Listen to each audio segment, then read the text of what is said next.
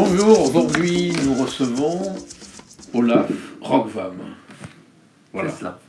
Candidat, Rassemblement National, Montpellier, 2020. Oui. Donc Olaf, 60 ans, 6 enfants, Oui. un huitième de sang norvégien, Oui, pas plus. comme le nom l'indique, pas plus. Non. Et non. Arrière-arrière-grand-père arrivé de Norvège dans les années 1850. Oui, c'est ça. N'a plus de famille en Scandinavie. Voilà, master en gestion d'entreprise, métier courtier immobilier, Groupama, viré maintenant à son compte. C'est ça. J'ai fait court. Ça Mais va c'est un bon résumé, rapide. C'est un bon résumé. Tombé au chômage à plus de 55 ans, il s'est installé à Montpellier en 2014 à Boutonnet. Voilà. Et avant, a déménagé 14 fois. Oui. J'ai fait Bordeaux, Nantes, Paris, Nancy, Grenoble, Saintes, enfin voilà. Vous avez fait le tour de France. J'ai fait oui, pas mal de villes. D'accord. Et dans les principales villes, j'ai déménagé une ou deux fois. Pas pour des raisons cette fois-ci professionnelles, mais pour des raisons d'agrandissement de maison ou d'appartement, en fonction de la taille de la famille. Bon, depuis le début au FN. Ouais, j'ai toujours, si ce n'est pas milité, au moins voté pour les idées du Rassemblement National et du Front National. Voilà. Toujours. Alors un petit peu, pas parachuté, mais ils vous ont appelé. Oui. Et ils m'ont appelé au mois de juillet en me demandant si je voulais rentrer comme tête de liste au Rassemblement National pour les élections municipales. Et ma réponse a été très claire. Elle a été très claire puisque j'ai dit je suis d'accord à une condition. C'est qu'en priorité, vous fassiez une demande auprès de France Jamais. Et en deuxième position, vous fassiez une demande auprès de Christophe Duroux, qui lui avait la responsabilité de l'animation de Montpellier. Il n'avait pas tous les contacts, presse et autres, mais au moins il faisait l'animation au niveau de Montpellier. Bon, votre beau-frère, c'est Jean-Léon de la Capelle. La Capelle, oui. Oui, donc qui est le bras droit de Marine Le Pen. Est-ce que ça aide? C'est-à-dire que c'est lui déjà qui m'a appelé. C'est... Forcément, je ne veux pas vous dire que ça aide pas. Forcément, si je suis tête de liste là, c'est grâce à Jean-Léon. Et si je le suis, c'est parce que je le voulais bien aussi. D'accord. Donc, ce que vous aimez, vous êtes nostalgique des histoires de bateaux. Vous écrivez sur les bateaux, les voiliers, construits dans les usines de votre arrière-grand-père, Oui. qui gérait qui était directeur des chantiers de Normandie et des chantiers de Provence à Port-de-Bouc. Voilà. En tout, ça faisait 2700 personnes. Donc, c'était au 19e siècle. C'était au 19e et puis début 20e. Voilà. Vous aimez par-dessus le Périgord, vous êtes courageux, empathique, anti-violent, défaut, discret, poli. Et on m'a dit que vous n'avez pas le standard des gueulards du Midi. Ça veut dire quoi, ça? C'est des gueulards dans le Midi? Non, non, mais c'est-à-dire que j'ai beaucoup, en fait, beaucoup été plutôt dans le Midi, dans mes situations professionnelles, hormis Paris et Nancy, sinon c'était tout à peu près dans le Midi. Et j'ai toujours appris à me méfier, alors pas des gens du Midi proprement dit, mais des gens plutôt aussi du Sud-Ouest, par exemple, qui sont des beaux parleurs, et on leur demande un service, et le service, on ne sait pas s'il sera toujours bien rendu. D'accord. Donc voilà, c'est... mais après ça... Bon, c'est des gueulards, quoi. Non, ce ne sont pas des gueulards, parce que ce sont des gens qui ont un tempérament certainement plus chaud que les gens du Nord. Bon. Mais ils sont très agréables, il faut savoir les prendre. Sur ces considérations, revenons sur la Glorieuse. Le 863, on revient sur le retard de Marea, oui. un désastre écolo. Ah oui.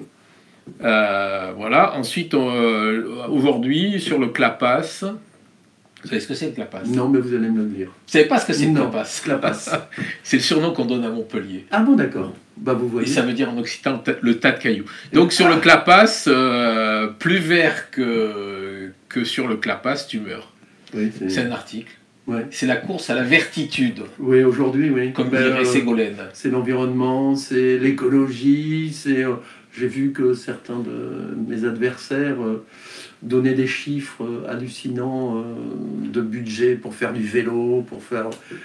Bah, c'est très bien, mais je ne suis pas sûr qu'avant de donner des chiffres, il ne faille pas faire un audit. Bon, sinon on revient aussi sur l'affaire qui a un peu secoué le Landerneau, c'est l'hémorragie à la mairie. Oui. Et enfin sur Moed Altrad, là, qui ratisse ses soutiens sur les listes LAREM. Voilà, donc au programme, voilà, pas mal de friandises. Oui, j'ai assisté à des choses qui étaient assez amusantes aussi au Conseil de métropole. Bon là, donc vous installez en politique à Montpellier. Est-ce qu'il faut un homme du Nord pour booster le Rassemblement national à Montpellier? Non, mais je pense qu'il faut quelqu'un qui ait la tête sur les épaules, de sérieux, et qui soit capable de donner des directives. Moi, j'ai toujours eu dans mes activités professionnelles la chance de pouvoir diriger des hommes. Hein, j'ai été cadre de direction, et donc savoir diriger des gens, c'est pas facile. Savoir monter une liste, c'est pas facile. Savoir orienter les gens vers telle orientation plutôt que telle autre, c'est pas facile. D'accord. Bon, vous n'êtes pas connu. Est-ce que vous avez un projet phare là? On est en train de le monter, on l'a monté en fait. C'est quoi votre projet? C'est quoi votre projet? Le projet, en deux mots. Ben, en deux mots, c'est la sécurité avec un accroissement, par exemple, de la police municipale. Et ce que nous souhaitons avec l'équipe, c'est envisager l'armement de la police municipale, qu'elle soit armée. Elle ne l'est pas. C'est travailler sur l'environnement, parce que l'environnement, c'est aussi quelque chose qui, même si tout à l'heure, ironiquement, c'était... c'est quelque chose qui doit faire partie intégrante de la vie et la vie de Montpellier. Comment allez-vous faire pour être présent au deuxième tour? Pour être présent, on va faire un bon premier tour. On va commencer à distribuer des tracts d'ici 10 jours, hein, puisqu'ils sont commandés. Et donc, à partir de ce moment-là, on va faire les marchés, on va distribuer les tracts, on va faire des communiqués de presse. J'espère que la presse en général va m'inviter pour que je puisse me présenter et présenter un peu et mon équipe et le taf que l'on veut faire sur la ville de Montpellier. Bon, Marine Le Pen reproche aux Maghrébins de ne pas prendre de prénoms francisés au bout de la deuxième et la troisième génération. Donc ça, c'est un faux problème. Prenez mon... Vous, au bout de 5 générations, vous gardez un prénom. J'ai toujours mon prénom. Vous voyez, j'ai toujours un prénom scandinave. Donc, non, c'est un faux problème, ça. Elle l'a dit quand même. Elle l'a peut-être dit, je ne l'ai pas enregistré. Mais pour moi, c'est pas une... Non, c'est pas... Êtes-vous favorable à l'union des droites prônée par Robert Ménard? Alors, je suis favorable à l'union des droites prônée par Robert Ménard, mais je pense que ce n'est pas le moment. Quelle est votre position par rapport au manifeste des maires républicains là, qui ont refusé toute relation avec le Rassemblement national? C'est une erreur de leur part, parce qu'on n'a qu'à regarder les Républicains aujourd'hui. Prenez l'exemple de Montpellier, Axel Larue qui va faire, sur des sondages, on parle de 7%. C'est un peu dramatique, quoi. C'est un peu dramatique. Après ça, je ne vous cache pas, on a envoyé un mail, on a envoyé un courrier à M. Larue, on a envoyé un courrier aux représentants de M. Dupont-Aignan. On n'a pas eu de retour pour le moment. On travaille de toute façon toujours. On essaie de faire en sorte... La poste est longue. Ouais, mais vous savez, on est tellement décrié, on a tellement une image difficile à véhiculer que aujourd'hui, et Marine le réussit très bien, elle cherche des gens qui soient quand même, qui aient des compétences et qui aient une vision un peu différente de ce que c'était il y a quelques années, quoi. Et vous seriez prêt à vous ranger derrière la candidature d'Alex Larue, par exemple? Non, pas du tout. Surtout pas lui. Carrément. Pas lui, non. Parce que c'est un Macron compatible. D'accord. Et que je ne suis absolument pas Macron compatible. Ça veut dire quoi, être Macron compatible? Macron compatible, c'est pas compliqué. Vous allez regarder sur Montpellier, on va se retrouver avec une... Ils sont tous Macron compatibles. Ils sont tous à peu près Macron compatibles. Hein. Même si Philippe Sorel explique qu'il ne l'est pas du tout, qu'il a refusé, même si Altrad explique qu'il a refusé, ils sont tous en train de travailler sur les terres de la République En Marche. Pensez-vous que l'on est crédible lorsqu'on est depuis donc 5 ans à Montpellier, c'est ça? Ouais, 6 ans. Que vous présentez aux élections et que vous dites c'est la première fois que vous alliez au conseil de métropole. Alors, c'est pas une histoire. Quel sujet vous avez retenu à ce conseil de métropole? Eh ben, la Mareva, Marea, Oui, et Maria. puis également la Scott. Le Scott. Le Scott, ouais. Là, c'était un peu compliqué et ça se tirait un peu dans Bon, les- et lorsqu'on a fait le tour de France comme vous débarquez à Montpellier, vous voyez qu'il y a 2 lignes de tramway qui partent au sud de la ville et il n'y en a aucune qui dessert la mer, ni l'aéroport, ni la gare sud de France. Ah, ça fait partie des soucis oui, dont il va falloir qu'on parle. Et vous en Effectivement. dites quoi alors?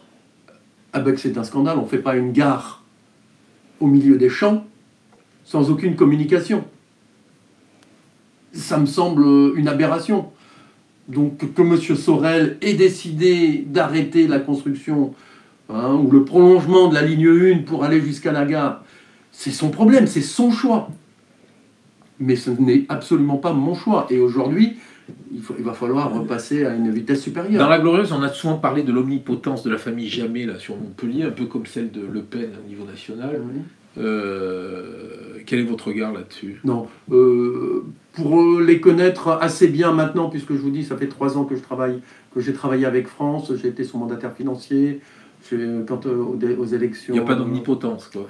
Non, parce qu'il y avait une famille qui était présente sur Montpellier, oui,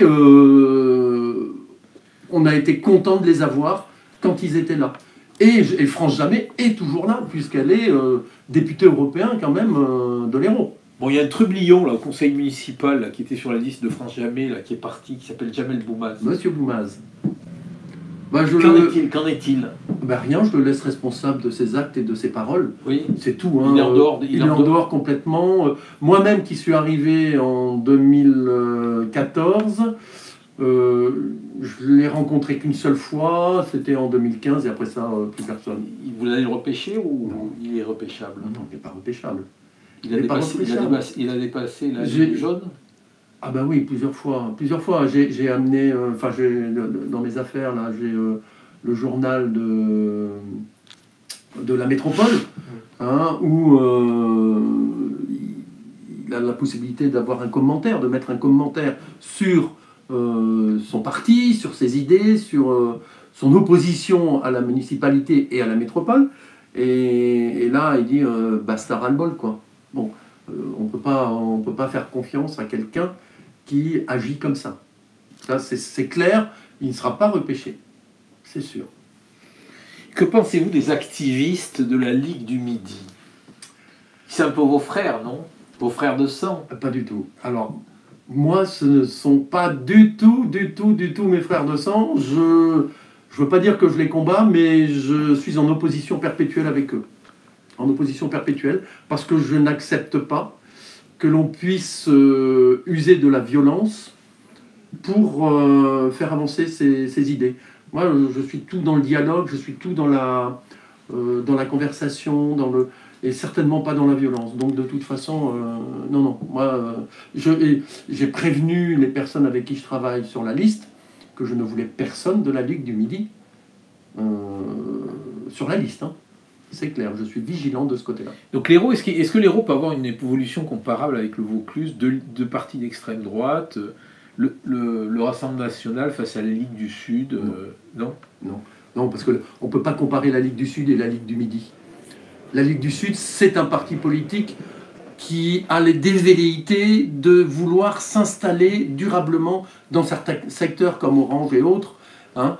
La Ligue du Midi, c'est un parti politique qui est là plutôt pour casser qu'autre chose.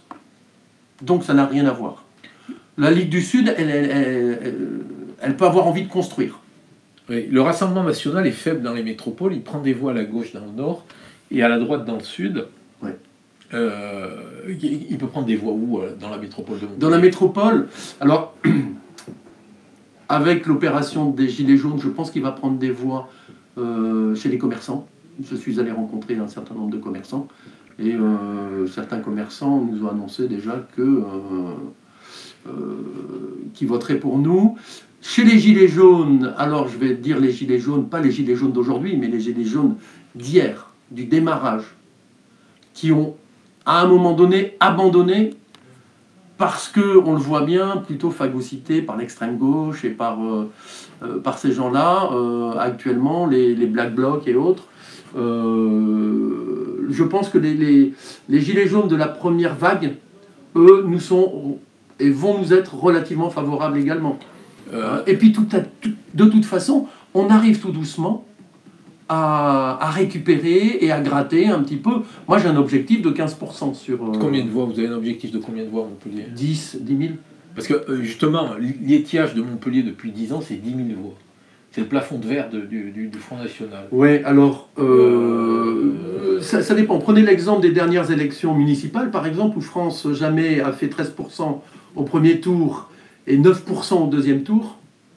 Il lui a manqué un certain nombre de voix quand même. Il lui a manqué un certain nombre de voix. Moi j'espère, si vous voulez, arriver à 15%. Après ça, qu'il y ait 10 000 voix, qu'il y en ait 12 000, voilà quoi. En conseil municipal, France Jamais dit régulièrement à Philippe Sorel que c'est son meilleur agent électoral. Est-ce que vous partagez son avis? Quand j'ai vu ce que j'ai vu au conseil de métropole, je pense que c'est pas mal.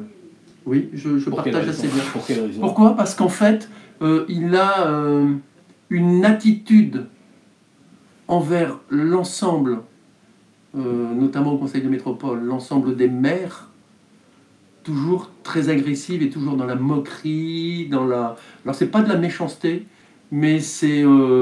et je pense qu'il se dessert lui-même, il se décrédibilise, et que, au contraire, certains partis politiques peuvent en bénéficier. Les partis du centre n'en bénéficient pas, parce qu'ils jouent le jeu et ils se renvoient la balle. Dans un récent sondage, là, pour les présidentielles, 63% des électeurs de Jean-Luc Mélenchon seraient prêts à voter Marine Le Pen au deuxième tour. Oui, alors... Comment voyez-vous ça? Alors ça ne me dérange pas du tout. Vous voyez, tout à l'heure, vous m'avez posé la question de l'union des droites. Et ce qui me gêne dans ce terme union des droites, c'est que je ne veux pas qu'il y ait une union des droites, mais je veux qu'il y ait une union des Français. Les Français, il y en a qui votent à droite, il y en a qui votent à gauche. C'est pas parce qu'on vote à gauche qu'on est un incompétent et un vulgaire monsieur ou une vulgaire dame. Non. Et la même chose, c'est pas parce qu'on vote à droite qu'on est quelqu'un de très bien. Il y a des gens très bien partout, et il y a des gens très bien, à gauche comme à droite, qui ne veulent qu'une seule chose, c'est l'espoir de la France, en fait. Êtes-vous en situation de déposer une liste à Montpellier? Il y a des rumeurs qui disent le contraire. Non, mais il faut rassurer. Quoi? Oui, c'est bon. C'est bon, c'est fait? Oui, quasiment. Là, et y a-t-il une stratégie d'implantation territoriale dans l'Hérault? Alors, dans les localités en dehors de Montpellier, et là on va travailler en dehors de Montpellier, oui, il y a une stratégie d'implantation locale. On va prendre Lunel, où on espère bien récupérer la mairie, Frontignan, Agde, pourquoi pas Sète, des villes comme ça, oui. Plus on se rapproche de la mer, vous aurez remarqué que plus on se rapproche de la mer, et plus les scores du Rassemblement national sont élevés. Comment vous expliquez ça?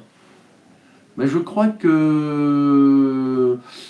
prenez l'exemple de Sète, par exemple, avoir ces va-et-vient, cette insécurité permanente, parce que ce sont des ports.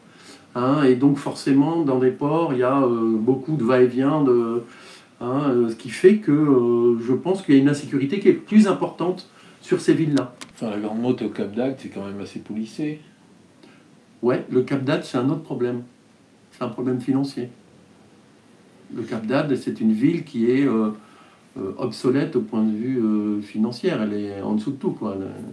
Concernant donc la stratégie dans l'Hérault, est-ce que Robert Ménard n'est pas une entrave à votre stratégie? Non, pas du tout, parce qu'on se soutient. Moi, je suis allé rencontrer Robert Ménard, sans aucun problème. Je suis allé me présenter, parce qu'il ne me connaissait pas, et que j'avais besoin de me présenter à lui. Mais ça s'est arrêté là, quand je lui ai dit « Est-ce que vous m'autorisez, par exemple, à utiliser une certaine de vos réussites dans le discours que je pourrais avoir ?»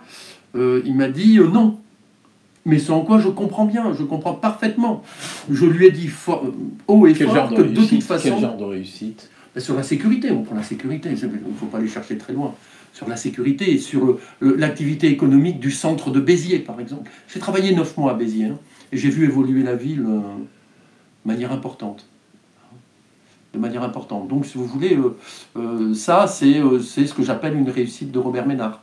Hein. Maintenant, je dis à Robert Ménard que moi, j'aurai la flamme sur mes affiches, et je garderai la flamme parce que j'estime que le Rassemblement national, c'est mon parti de base. Et que c'est peut-être plus difficile d'avoir la flamme à Frontignan, par exemple, ou à Agde, ou à je ne sais pas où, mais à Montpellier, si on veut que nos électeurs se retrouvent, il nous faudra forcément avoir la flamme. Parce que les déclarations, la dernière là, de Gilles Pénel, le conseiller là, de Marine Le Pen, lors de le déplacement dans l'Hérault en juin dernier... Jean Messien Philippe Plenel, ouais. Et Philippe Olivier, non? Ah oui, Philippe Olivier, oui, d'accord, oui. L'objectif, dans l'Hérault, et c'est extrêmement clair, c'est la conquête du département, elle a dit. Oui. En 2021. Au conseil départemental, oui. C'est possible ou c'est de la provocation? Non, c'est pas du tout de la provocation. Vous vous souvenez? Est-ce que vous vous souvenez de l'élection régionale? Parce que là, aujourd'hui, vous n'avez que 3 cantons sur 25. Oui. Est-ce que vous vous souvenez des élections régionales? Pourquoi Louis Alliot n'a pas pu avoir la région? Je sais. Il n'a pas pu avoir la région parce qu'il y a eu refonte des régions et qu'on y a mis Toulouse et que voilà. Et donc il n'a pas pu avoir la région. Mais l'objectif, forcément, l'objectif, c'est d'avoir le département. C'est un objectif, oui. Et on le crie haut et fort. Depuis l'an dernier, les relations entre Ménard et Le Pen sont rafraîchies.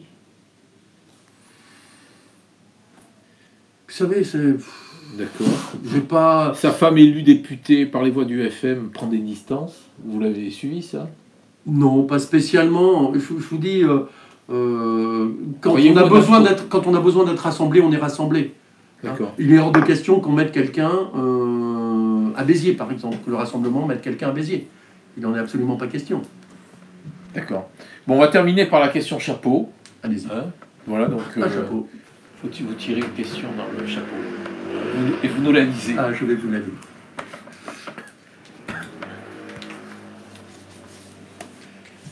Olaf Plublanc, un bon slogan de campagne.